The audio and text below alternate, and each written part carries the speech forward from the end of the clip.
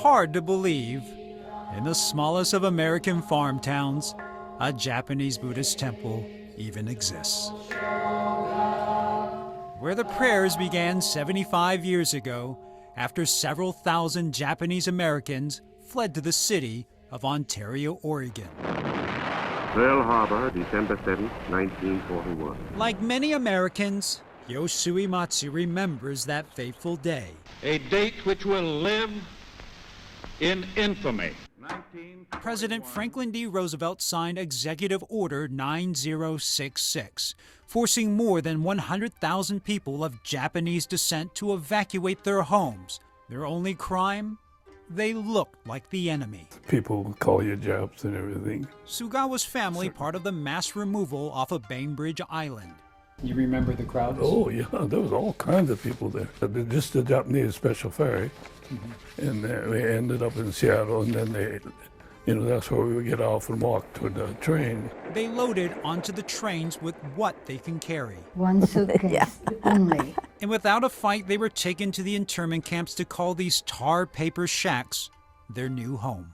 I think we were all kind of worried and scared. But from the shadows of fear came the light of hope. This was the test work camp. A camp that attracted thousands of Japanese Americans to Ontario, Oregon. Granted permission by the government, the first of its kind, recruited by local farmers to solve a problem. The government had directed local farmers to increase their sugar beet production by 75% because sugar beets were used to produce bullets. But then Mayor Elmo Smith also helped ease racial tensions. As the publisher of the local paper, he wrote several editorials urging residents to welcome the Japanese. It totally set the tone, and they were welcome here with open arms. By 1946, the population of Japanese Americans in the area soared from 140 to close to 3,000, where they worked hard. We came here and it all turned out.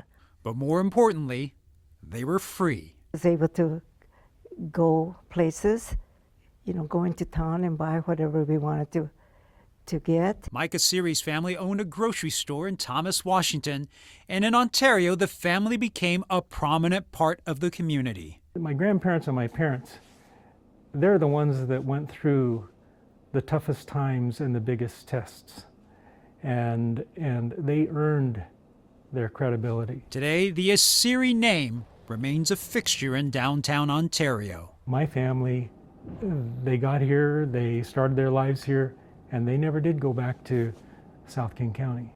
Because what began as a refuge quickly became their home. It's completely a sanctuary city. They weren't only allowed to come here, they were embraced. Embraced by a community, embraced as Americans. In Ontario, Oregon, Ryan Yamamoto, Como News.